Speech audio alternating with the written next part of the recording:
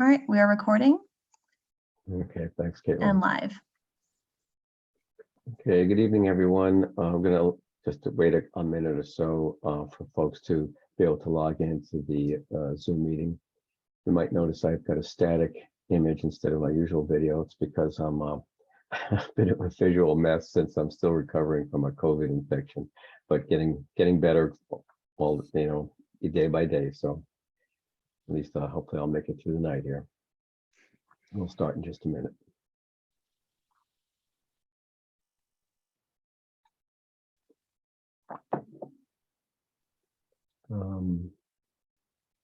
Let's see here.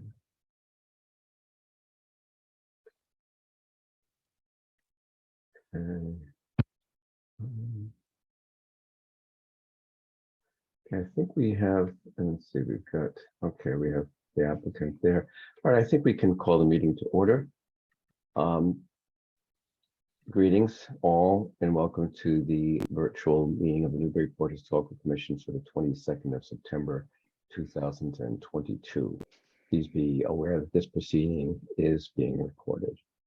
We'll start off with a roll call of the commissioners so we can verify who's here. In alphabetical order, we'll start with Andrew Bernhardt. I'm here. Thank you, Andrew. Biff Baus. I'm here as well. Thank you, Biff. Malcolm Conrath. Not seeing Malcolm in the, I don't think, Caitlin, you haven't seen Malcolm in the, No, I don't see him at the moment, Chair. Okay, awesome, he's absent. Mark Sendrone. I'm here. Okay, thank you, Mark. Christopher Fay. Here. And Mr. Joe Morgan. Here. And the chair is Glenn Richards speaking. So thank you all for attending. We also have Caitlin Sullivan, and we had Andy Port for a while. So let's see. Yeah, I'm still here. Yep. Okay. Yeah, because I saw you had another meeting, Andy. Are you free to stay with us, or do you? I am now. Yes. Okay, great. Andy Port, planning director, and Caitlin Sullivan, and Gretchen Joy taking minutes. So I'll go over I do expect to have a public comment period tonight. I'll review the rules for that when we get there.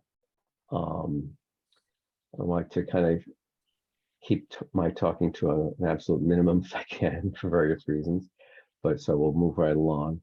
The major order of business tonight is an advisory review for the Demolition Overlay District. This is an application regarding 6 Washington Street, application for a special permit. This is a requirement imposed by the Downtown Overlay District Ordinance, which requires that a special permit from the planning board be granted for modifications to historic structures. So our job, we don't have the authority to say yes or no to the actual work.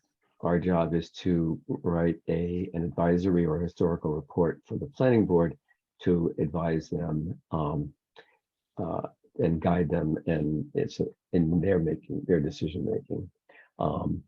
Specifically, the ordinance specifically states, quote, the Historical Commission shall submit to the SPGA, that stands for Special Permit Granting Authority, its written report regarding the significance of the historic building or structure proposed for demolition and the relative importance of such historic building or structure to its setting within the DOD. And historically, while that's what's specifically mentioned, we typically don't limit ourselves strictly to only that criteria, but also include any comments that we think are relevant to the decision making of the planning board. So I'll stop here. I believe we have Attorney Lisa Mead, who is, if I'm not mistaken, will be speaking for the applicant. What I plan to do is give the floor to Attorney Mead to make a presentation. After that, I'll allow any of you commissioners, if you have any clarifying questions, you can ask those.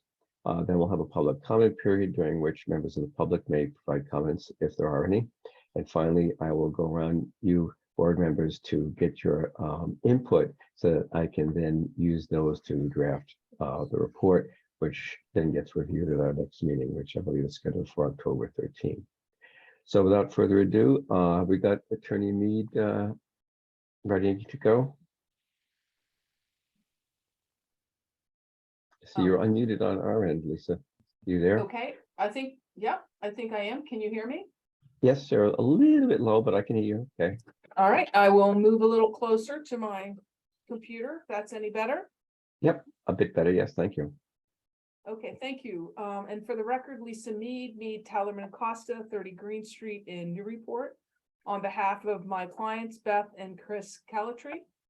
They are the owners of the property at 6 Washington Street.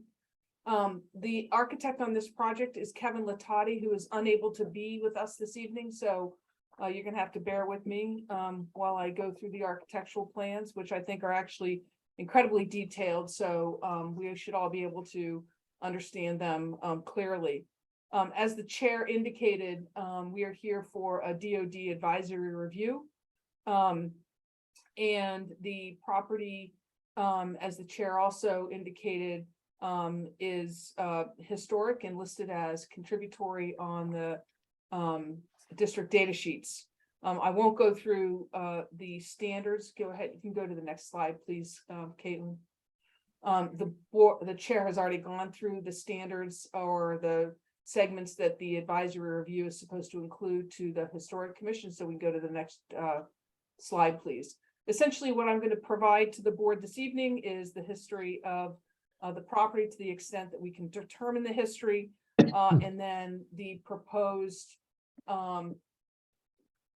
plans and some photographs of the neighborhood. So the property is located in the B3 and the DOT zoning districts. The structure was built in or around 1850, according to the assessor's card, 1855, according to the district data sheets, and between 1853 and 1871, according to the Form B. Luckily, the owners care a lot about this house, and they engaged the Preservation Trust to provide a history on the home for them. And the Preservation Trust documents suggest the home was constructed between 1857 and 1858. And I believe that they have the best evidence for that. The Form B suggests that the Robert Couch was the original owner and that the house was built for him between 1853 and 1871. However, the Preservation Trust indicates that the house was more likely built by James Fairbanks in 1857 or 1858, as there is an 1858 recorded mortgage to the Institution for Savings, which is the first document of record that states that the property contains a messuage or dwelling. I had to look that word up, but that's how you pronounce it, and it means dwelling house. Mr. Fairbanks acquired the property via a deed from Stephen Gale in 1857, who had acquired the lot comprising the property in 1854 via a deed from the trustees of John Greenleaf's estate. According to the Preservation Trust report, Mr. Fairbanks was a partner in a business at Prince Place called Fairbanks and Paul, and it manufactured gold thimbles, rings, lockets, and chains. In 1861, Mr. Fairbanks sold the property to Albert Currier, who was mayor of the city in 1859 and 1860. Mr. Currier sold the property to Mr. Couch in 1863.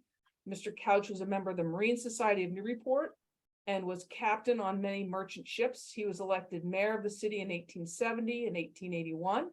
Was also elected as state representative in 1872. He owned other property in Newburyport and was active in several charitable causes, including the rehabilitation of the public library, according to the Form B.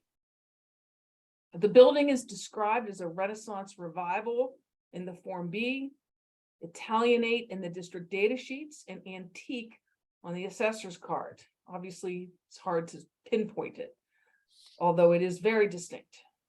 The Form B description adds that this two-story building with hipped roof is of interest because it has features of several 19th century Italianate styles. The overall design seems to be derived from the Renaissance revival in the Romano-Tuscan mode. Features of the style include the massive bracketed cornice, the rusticated coins and wall surface, the trebated windows. However, it adds that other styles were present: the bowed front window, is unusual, as is the cupola, seen more frequently in the Italian villa style. The doorway, however, has been replaced by a 20th century doorway inspired by the federal style, according to the Form B. I will note, just as an aside, and many of you may know this, there is a document that's available called the Clipper Heritage Trail documents, and they have a number of photographs of homes that no longer exist. There was a house that stood at the corner of Green and Washington Street, where the Immaculate Conception School currently is, that was built by Theophilus Parsons in 1789. It is strikingly similar to this home. It has 2.5 stories more of a federal style, but it has the ornate cornice at the top. It has a cupola, and interestingly, it has an entryway along the side.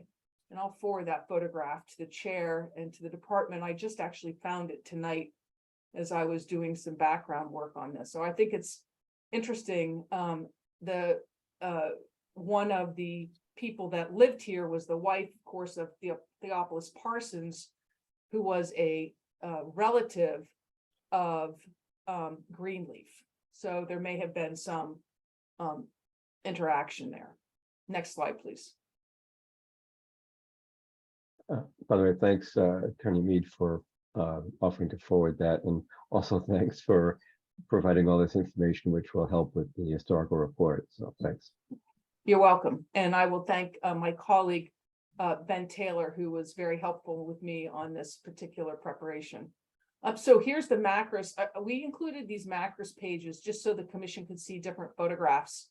Obviously, we're required to provide it anyway, but so there's a number of different photographs of different angles of the home at different time periods on the macros filings. And so we thought we would include them. So here's one. You see there's a garage in the back that no longer exists. I think that's probably a good thing.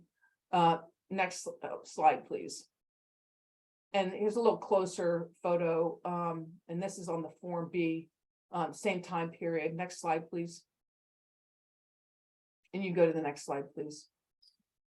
Here's another angle. This angle is important for our discussion this evening. You see the door on the east side. That's the area that we're talking about putting the new mudroom entryway. Next slide, please. And then the next slide, please. And here's a front view of the house. And obviously everybody recognizes this house in the city.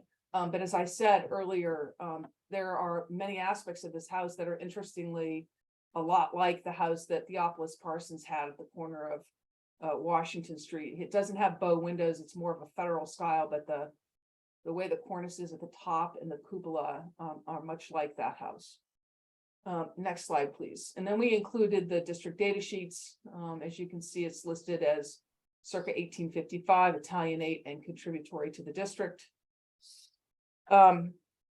And what I would say before we go on to the next slide here, it also appears, as we're going to see in the Sanborn maps, as though the two-story bump out on the rear of the building is not original. It does not appear on the 1914 Sanborn map. Additionally, it appears the rear bump out was enlarged over time. The architect, Mr. Latati, says that he believes that to be the case given his examination. And the 1914 Sanborn map and the 1924 assessor's map appears that it's smaller than what currently exists today. So if you go to the next slide, please. So here we have the dwelling at 6. You can see it's highlighted. This is the 1888 Sanborn map. The house that's next to it doesn't exist anymore. We have a more modern house that exists next to this house now at the corner of Tickman, Washington. And the lots to the right are now divided. You'll see how that happens over time here in these Sanborn maps. I happen to be sitting in 30 Green Street as we're speaking here, which is at the rear with the barn. Next slide, please. 1894 map. Still, we have no addition on the back. Next slide. Continues to be the same. Next slide. That's the 1900 Sanborn map. The 1906 Sanborn map, and you see that there's still no bump out in the back. Next slide. And here's the 1914 Sanborn map that does include the bump out in the back, and you'll see actually, interestingly, the lots around it have now been separated off into individual lots. Next slide, please. And here's the 1924 assessor's map. And again, it continues to have the bump out in the back. And now we have a little bit of an outbuilding on the right-hand side there, and the outbuilding that was in the rear before is gone. Next slide, please. The surrounding neighborhood is unique, to say the least. The Form B describes the setting as a residential area of primary 18th and 19th century homes. That's not entirely the picture today, as we know. Well, there are certainly some structures that are 18th and 19th century homes, such as 32 Green Street, which was 1782, from 4 Washington Street, the mid 1800s, 5 to 7 Washington Street, a portion of which was 1775, another portion in the 1890s. There happens to also be, of course, then the difference, which would be the Immaculate Conception campus across the street, which is not residential, and includes a parking lot and buildings not constructed until the 50s. 8 Washington, immediately adjacent to the left or west, was constructed in the 70s. There are single-family homes in the neighborhood, 2-family homes, multi-unit apartment buildings, mixed-use apartment buildings, and businesses, commercial buildings, and of course, the school and the campus. Next slide, please. So the proposal is to add a 1-story, 139 square foot mudroom addition on the right side, which was the east of the structure. This addition doesn't impact any of the zoning setbacks. The proposed mudroom will be off the main portion of the original house to the middle of the back of the side to the rear. And as we're going to show you momentarily, the existing structure, there's a side entryway into the structure with an overhang step and trash area. The intention is to remove the overhang steps and trash area. The existing side entry has ornate brackets under the overhang, which are going to be removed carefully and reused as part of the new addition.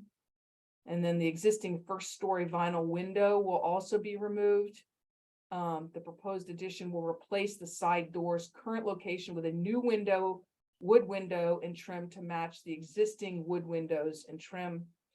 The V-groove horizontal siding is intended to align with the existing siding. And the front portion of the addition will feature new stairs with an overhang featuring the 2 preserved brackets and a 3rd bracket designed to match. So if you could go to the drawings, please. One quick, sorry to interrupt you, Attorney Mead. One quick clarification on that previous slide. You said that the V-groove horizontal siding would align with the existing. It says here in the text, and be half the height. So, which is that? Right. So No. I think, Mr. Richards, I think it might be easier if I show you in drawing. Okay. Okay. Yep. So here is the floor plan, and you can see in the dark pink and the light pink, that's the area to be removed. And then the new addition, which is outlined as the area of work. You can see with the lighter hash around there is the new addition mudroom. And then towards the back are the stairs going down to the rear yard. Next slide, please. And here we have the existing conditions and elevation. So as you look at the front, the idea is to remove the overhang above the existing door, preserve the brackets when you remove it, and then remove the existing stairs and landing. And then again, on the east elevation, you can see what is to be removed. And then the existing vinyl kitchen window is going to be removed, but the wood trim is going to be saved. And you'll see shortly that where the door is today will become a window, which is like the rest of the windows along the side of this elevation. Next slide, please. So here's the proposed conditions. You can see the proposed brackets on this. We're going to blow this up in a minute so that it's has much more detail. And then you can see where the window is replaced at the top of the stairs there that matches the rest of the windows along this elevation. And you can see the proposed V-groove siding a little further away. It'll be closer up in a minute. And the installation of the brackets. But you see that it doesn't start till the back half of the house. So it's certainly not right on top of you as you walk along Washington Street, but you certainly will be able to see it. I'm not suggesting you won't be able to see it at all. Next slide, please. And here's a blow up and a very detailed drawing of everything that's supposed to happen. In the middle of the south elevation, Mr. Chair, you can see the V-groove horizontal siding to align with the existing siding. So that's what I can tell you. And we have matched the front of the stair. We have the historic sill and landing to be one step down from the first floor level. The reuse of the existing door, the reuse of the brackets, and then the installation of the half bracket to match along the edge. If you look at the east elevation, you can see the replacement of the window with the wood window and the wood frame to match. The replacement of the brackets, the installation of new Jelwyn SDL windows in the mudroom itself. And the V-groove horizontal siding to be half the height of the original siding. Yeah, I think that's what I was asking. So it looks like the original old house had the sort of the rusticate look where the V-grooves were not only horizontal but also vertical to make it look as if it was built of block versus Yes. wood. Yes. So it looks like this is going to have a similar horizontal groove, but not have the vertical grooves, and also the horizontal grooves would be only half the distance apart compared to the old house. I believe that to be, yes, I believe that to be the case. Okay, yeah, that's how I interpreted both the drawings and what it said there. Yes, I believe that to be the case. And Okay. then I think there's even a better detail in the next slide, Caitlin. And here, yeah, here, so this is a Mhm. Kevin Latati slide, and but you can see how the existing is and then the comparison beside. Right, right. Okay. Thank you. You're welcome. So the only, and the next slide, please. The only window that's impacted is the, so our window inventory only needed to include the windows that are impacted. The only window that's impacted is the one that's going to be now inside the mudroom, but the former door will now become a window, and the window that is being removed was vinyl. Next slide, please. So we have photographs of existing conditions of the house itself. So we have the south elevation, which is the front of the house. And then there's kind of an easterly elevation on the right there. And you can see where the mudroom will start back by where the fence is, which is what I meant by it's not right up against the street. It's, you know, set back away. Again, you can see the easterly elevation on the bottom left, and then an up close area of the existing conditions of the entryway. Next slide, please. And then, as often required or requested by the commission, we have provided neighborhood area photographs. This is the corner of Washington Green and Harris Street looking down to the west. The house is beyond the trees on the right-hand side. Obviously, you can't really see it. This is a summer. Next slide, please. And this is work looking in the, this is down Green Street, just so you can see the neighborhood. Next slide, please. And this is Titcomb Street around the corner. Next slide. Here we have Washington Street looking to the east. Next slide. And right at 6 and 8 Washington Street. Next slide.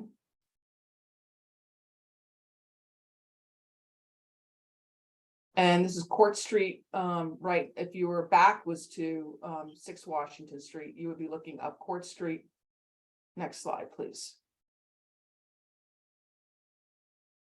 And this is across the street in the Immaculate Conception parking lot. And I think that's all I have, and I'm happy to answer any questions that the board or commission may have. Okay, thanks very much.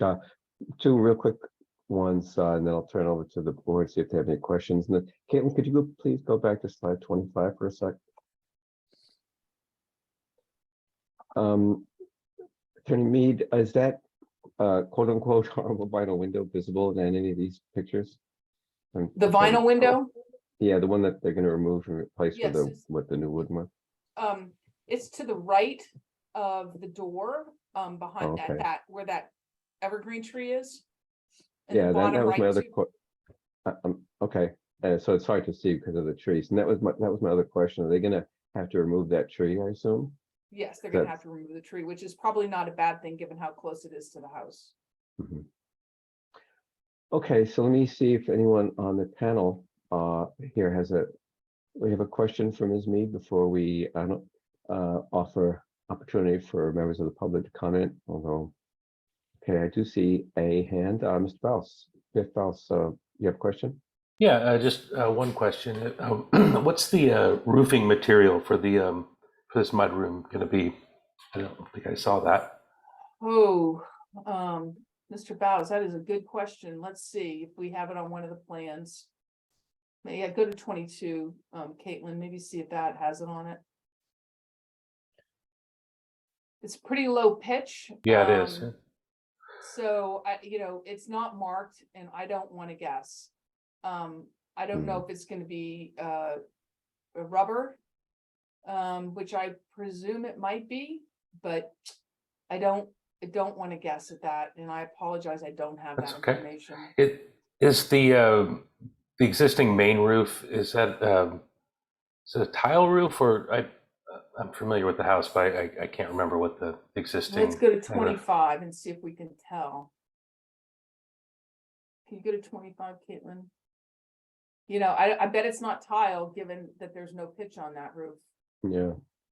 And I know one of the prior owners, and I suspect there's not tile up there. Yeah. Okay. But it looks like it's going to remain pretty flat and not very visible from the street, at least. I agree. I don't think you're going to be able to see it. I was just trying to see if there was, kind of a connection with the existing roof, but realizing too, you can't. There's not even a really good spot to see the roof unless you're in another one of the buildings. Yeah, I don't think you. I don't, Mr. Bowes. I don't think you can see the roof on the existing house at all. At least from street level, for sure. I did mean to forget to ask or add, Mr. Chair, and I apologize that we have 4 letters of support from the surrounding neighbors as well. I'm sorry, you said you have letters of support? 4 letters of support from the surrounding neighbors. Yes. Yeah, that's just a quick comment on the roofing, with that humongous cornice that you really for the old structure, you really can't even see what the roof is. My guess is that if it's been redone recently, it's probably some kind of rubber, or it might still be, the old like tar with gravel or whatever they used back in the day. All right, there's some other questions. Mark Sandrone, you had a question? Yes, thank you. Is it correct that there are 2 staircases, one in front and one in the back? Yes, Mr. Sendron, I believe that to be the case. If you could go, I think to 21, maybe, Caitlin, 20, yes. Correct.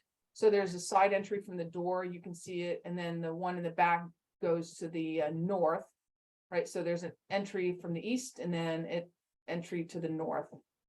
So I'm trying to understand why there would be 2 entrances to one mudroom. Is there an explanation for that? I believe it's a functionality issue. I don't know that, Mr. Sendron. We do have a floor plan. Why don't we go to the floor plan? Maybe that answers the question. I think, easy access to the backyard. I don't know, Mr. Sendron. Okay, thank you. Yeah, that would be my guess. Access to backyard versus access to leaving the premises. Okay, Mark, your hand is still up. Are you all set? Okay, any other questions? Not seeing any hands. All right, we'll open a public comment period, which from the looks of the attendee list might be pretty short, but let me just officially open that up. So we'll open a public comment period. If you would like to make a comment, you need to let us know by using the raising your hand function in the Zoom application. If you're on the phone, that's *9 to raise or lower your hand. Also *6 to unmute yourself. If you hear yourself recognized, unmute yourself locally. We will unmute your audio on our end. All right, so that's the instructions in brief. Let's see if you are a member of the public and you'd like to have a comment, please raise your hand now. I'll allow a few seconds for that, and if not, we'll proceed. Just a little theme music to play while we're waiting.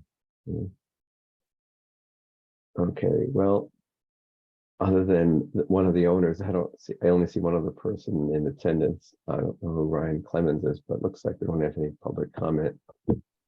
Going once, going twice, sold. Okay, we'll close the public comment period. I'm going to say that there are none. Okay, so what I'd like to do now is, now that you all have had a chance to hear the presentation of the applicant and look at the plans and so forth, you've also had a chance to review these, prior to, since they've been posted and so on.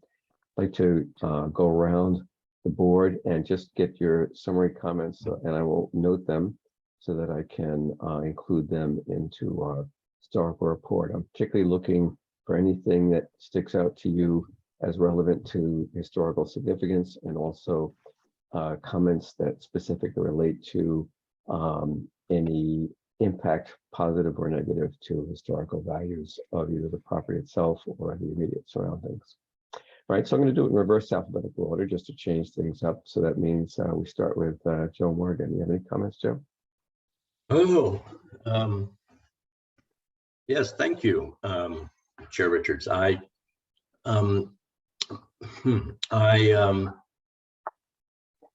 mean, first, just a couple of I guess, just a technical thing.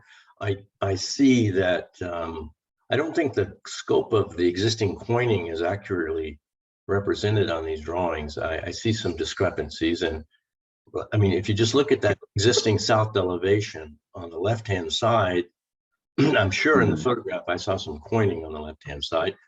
Yeah.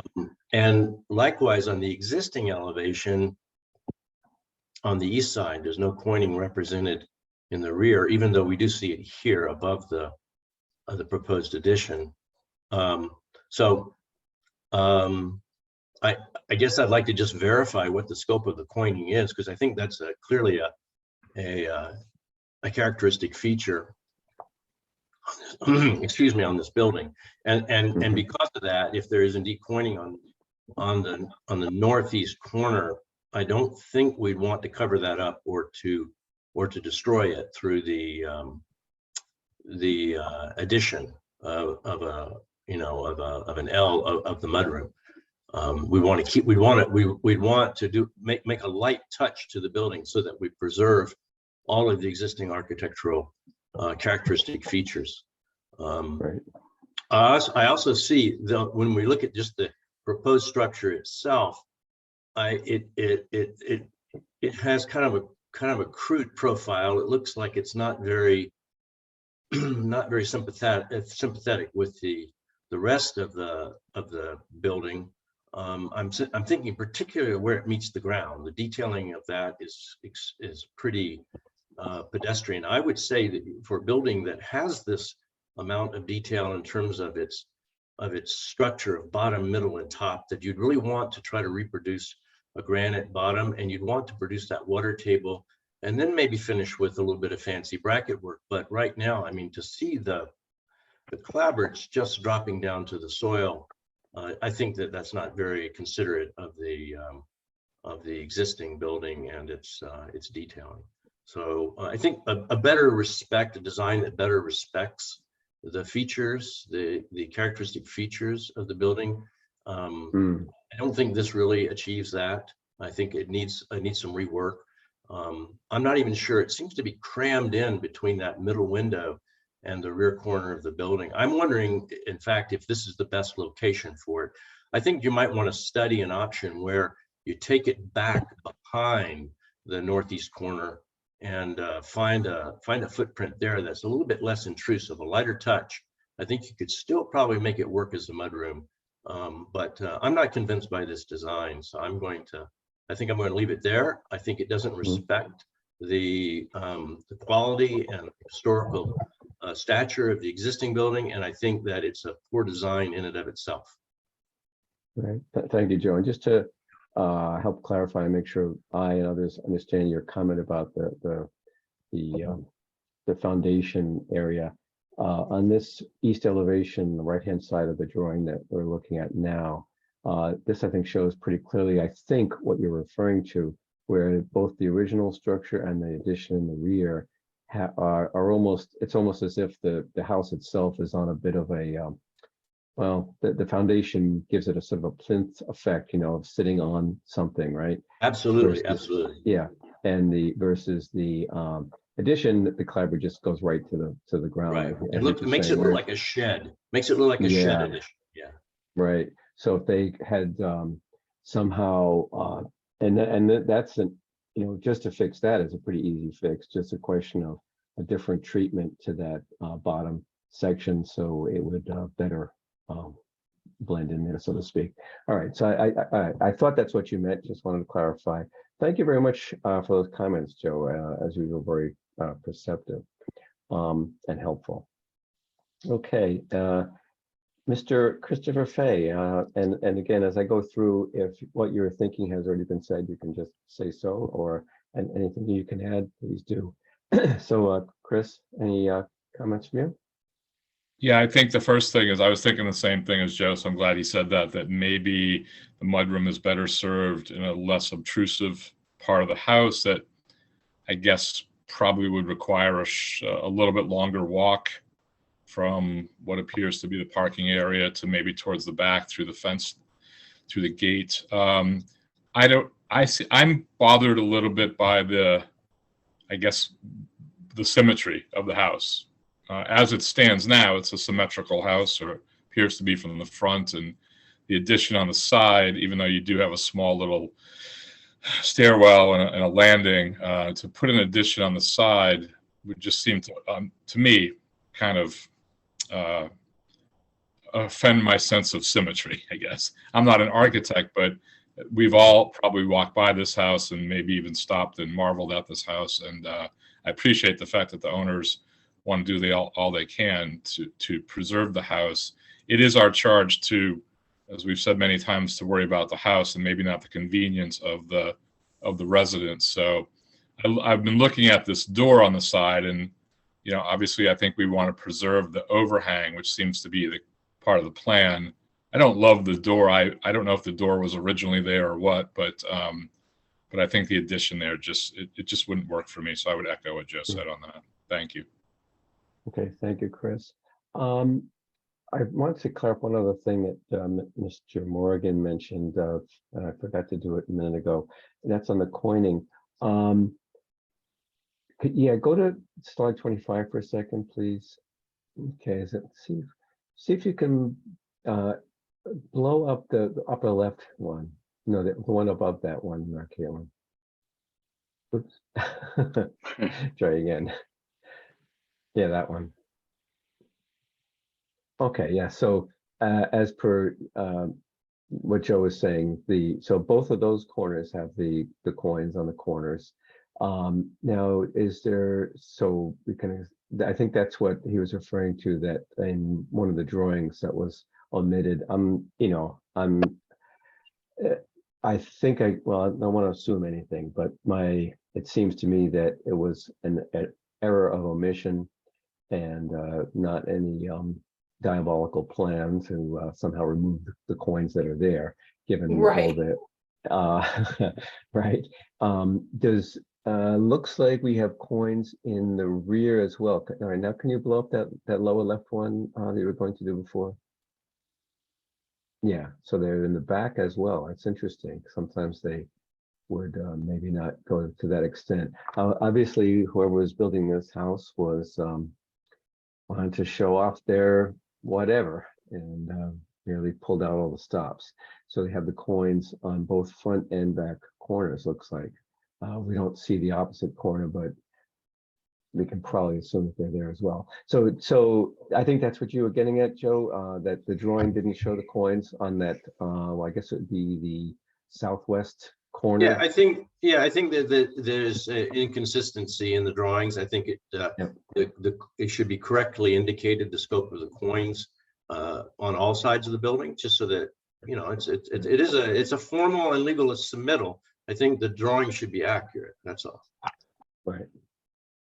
And Yeah, if you could just go back to the drawings, because my recollection is that in fact the coins are on all corners of the drawings. So I see Okay, what you're saying, Joe. I got it right there along that edge, that back edge. Yeah, that's one spot. And I think there was another one. Go down to the next 21. There was one where, see, in this one, that same south elevation, they disappeared on the front. See, on the left side of the front, they disappeared. Yeah, and maybe something was turned off, right? Because there they are in the proposed conditions, the coins are there Right. on the right. Yeah, so that's why I say it's probably just a question of just correcting those pages. Okay, well, good eye there, Joe. All right, moving right along. Mr. Sandrone, Mark Sandrone, any thoughts? This is a really interesting and I think rather beautiful building. This extension really, as was mentioned, destroys the symmetry of this glorious building. I really find that it's almost shocking. And I do agree with Mr. Morgan insofar as that if indeed the owners want to have a mudroom, it should be recessed in a more discreet manner, maybe in the back, but in its current location, it really is shocking.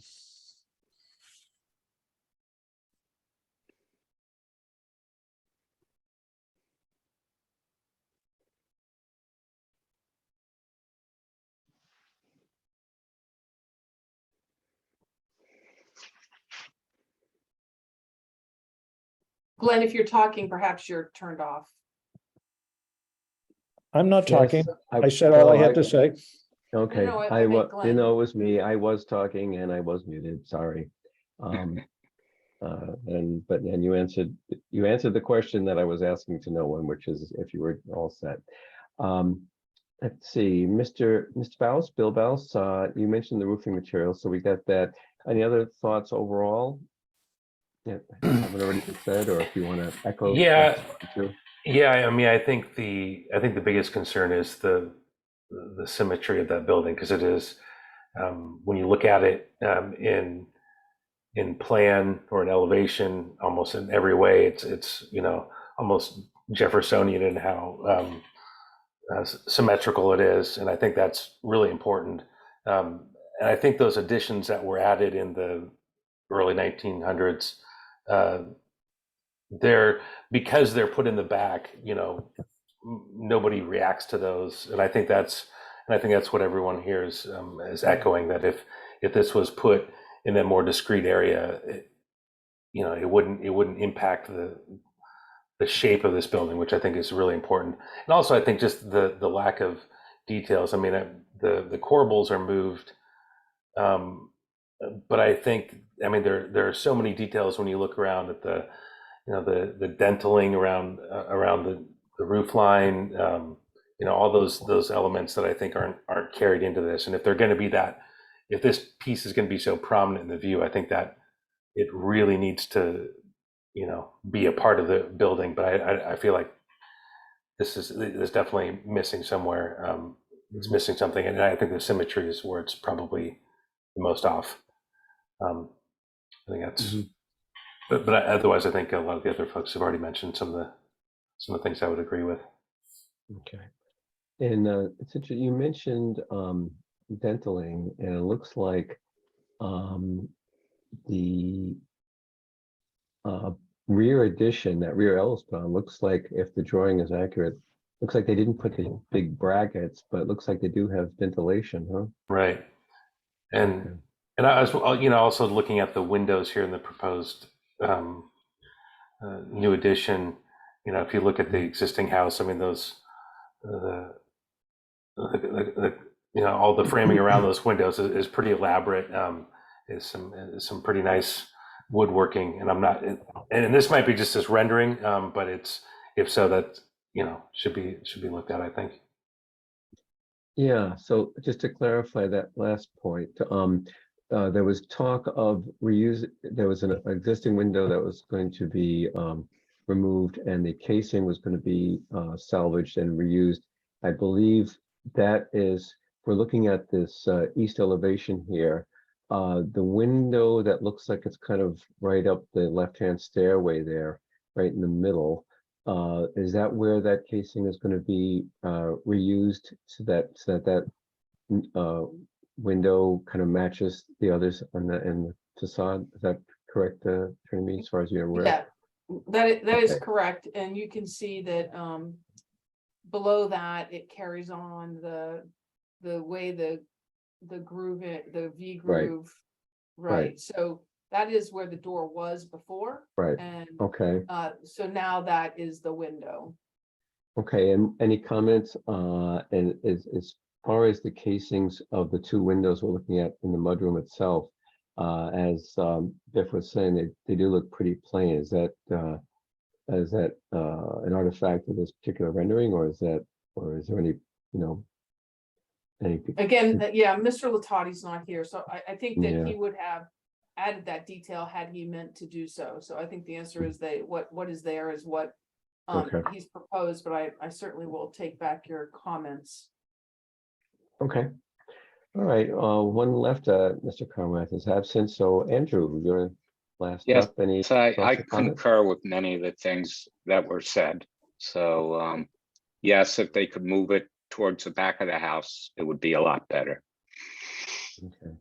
And I see, Joe, your hand has gone up. So did you want to rejoin the conversation, so to speak? Just to note that the north elevation is missing. I think it would be useful to include that in the documentation. Okay, that would be like the left side looking from the front, looking Right, from which- Washington Street. I'll talk to there's no work being done on that side of the house at all, but I certainly understand your request. Okay. Well, very good. I thank you all for these comments. This is it's going to help me very much get the sense of the board on the impact of the proposed changes. So that's very helpful. I don't think I really have anything to add myself. I think that all I will say is that I do, since looks like one of the Kalitris is on the call, I will say that we do certainly appreciate the fact that you, it's evident that you care very much about the house and its historical nature, and you want to do the best you can to preserve that as much as you can while still evolving the house to more contemporary needs. We get that happens a lot. So I hope the comments that you heard tonight are helpful to you to maybe,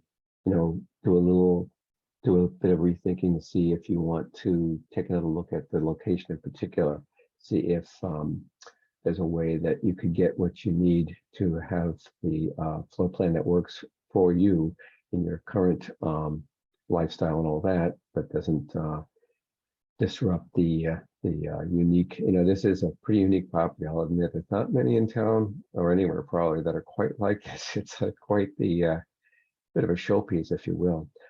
Joe, your hand is still up. Are you all set, or are you? Okay, thanks. Okay, well, that's it for me. So, Attorney Mead, unless you have any other comments, then I'll move on to the next order of business. I'm all set. Thank you very much, Mr. Chair. Okay, and I'll try to, but as I said up front, I should have a draft for our next meeting for review by the group to see if I've correctly captured the sense of the board. Okay. Thank you. That you're quite welcome. Let's see, Andy, did you want to give us a quick update on that Market Landing building? Planning board, before the planning board last night? Is Andy still with us? Maybe he's Yeah, stepped sorry, away. go right ahead. Oh, there you are. Do you want me to just show visually, or how do you want to? Well, we can just make this quick, Andy. And by the way, last night, shortly after you announced that your computer was telling you had 9 minutes of battery left, my audio dropped off completely. So I just left the meeting. Was it just me, or did the Zoom call kind of die after that? A little while after No, that? it's a great question. Yeah, we actually lost power. There's a long story, but we didn't have the charger to the computer that was running. We typically have it, and so we were running on battery, and the battery was expected to have 5 hours, ended up only having like 2 hours. So we ended up losing the connection very close to the end of the meeting. There was a little bit more discussion after that, but it was basically wrapping up. So that was the only reason. Otherwise, you would have had that continuity. So. Okay, I think if you could just show what the current renderings are looking like, and what you think the sense of the planning board is, that would be helpful. We don't need to take a lot of time. Yeah, definitely. Let me just going to show briefly. This is just a snapshot from the presentation that was given to the planning board last night. So they tried to take some of the feedback that they got. You'll notice that they have the shingle siding on here, some of the trim work, trying to capture accents and so forth from the Harbor Master building, which was, we had a number of folks pointing to that as a preferable sort of design reference to make. The long and short is, as I think I reminded the Historical Commission and certainly the Planning Board, some of the design parameters for this building limit the extent to which Sasaki can make further design changes without going back to the City Council. And I'm happy to review that for you, but in essence, that's setting the building footprint size, size of the visitor space and the restrooms. So largely they've tried to mimic the shingle siding and detailing of the Harbor Master building. It's a relatively subordinate structure, as a park amenity. The overhang component is there partially to provide cover for folks and some shade for the net zero energy policy the city has, which is to build new buildings that are cover their own energy. So there's solar hidden behind this parapet wall. The planning board continued that discussion to the October 7th, I think it is, meeting to look at this design a little further. They asked for some more information from the design team, and one thing in particular they wanted to verify was some of the details for this landscaping that you see here. They wanted to make sure on both sides of the restroom doors that as part of the building construction, there'll be landscaping to screen those, given the council's preference for sort of a row of exterior doors for those unisex, so to speak, restrooms, that they want to see, how that pans out. But effectively what we're doing there is this might be a little easier to see on the plaza side here. What you would see is essentially, I know, realize this is not high quality, but you can see there's sort of a trellis feature, there's some ground level plantings, and then there's some trees. And so we've done some pretty heavy screening for the door area there for the restroom area, but the part of the building is really this just glass space for the visitor space. So I don't know if you have any further questions, but just want to kind of update you as to where the planning board is with that. And they'll pick up that discussion in a couple of weeks when they hear back from the architect on a few more things.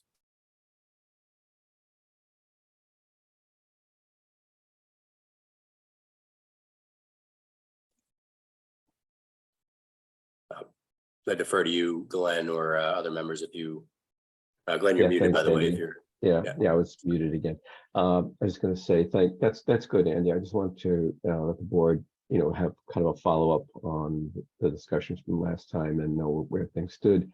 I did make some brief comments to the planning board last night. I encouraged them to consider the shingled exterior with white trim versus the clapboards. I felt that especially on the New England seacoast, for smaller or auxiliary structures, cedar shingles are very appropriate and very kind of iconic to the region treatment.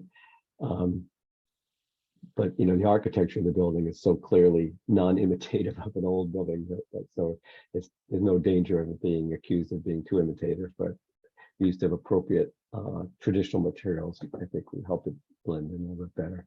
Well, I also encourage them not to use all uppercase lettering. We'll see if anyone pays any attention to that.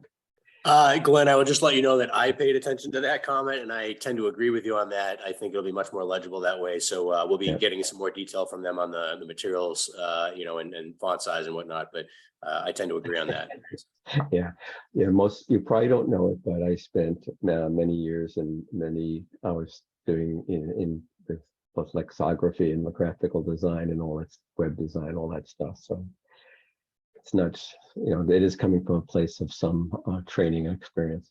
Anyway, okay, thank you, Andy. Any questions for Andy before I move on? We can wrap things up. Okay. There was a correspondence letter from this pair, Seneca and the clerk of the two last names. They're concerned about graffiti on in and Pleasant Streets. There's a little kind of an alley. I think isn't that the cobblestone street, so to speak, Andy, that they're talking about there? It has on one side there's a mural, which fortunately has not been mutilated, but on the other side a lot of graffiti. So the letter went also to the mayor. If there's no objection, I'll just basically let them know that, you know, thank them. I got the letter, and although it was sent to the wrong address, they sent it to the Museum of Old Newbury on 98 High Street for some reason. And anyway, just to as a courtesy, let them we got it. Andy, is there any and since they sent it to the mayor also, is there any point in us forwarding it to anyone else in the city? No, that's quite all right. I quite frankly, I didn't have a chance, by the way. I apologize to touch base with the administration about, you know, any follow-up on that. But yeah, I don't think there's any need to do anything here. I think, you know, simply receiving and filing the letter and recognizing that the other city officials might be, you know, responding. There's a few things that we're always keeping an eye on the downtown, and different things arise periodically. And so this is something that the other city officials would obviously be responsible for responding to. But obviously, I think just receive and file is probably appropriate. Okay, well then let's move on to our last items here. There's the approval of minutes of the 8th of September. I hope you've had a chance to review those. Is there a motion to approve those? I'll make a motion to approve them. It's Mark Cendron. Okay. And I will second it, Andrew. All right, thank you, Andrew. So Andrew, your vote?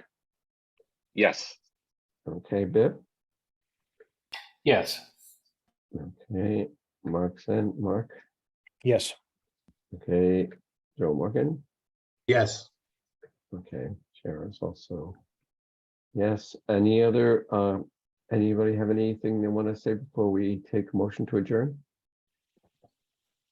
I don't have anything to add. Thank you.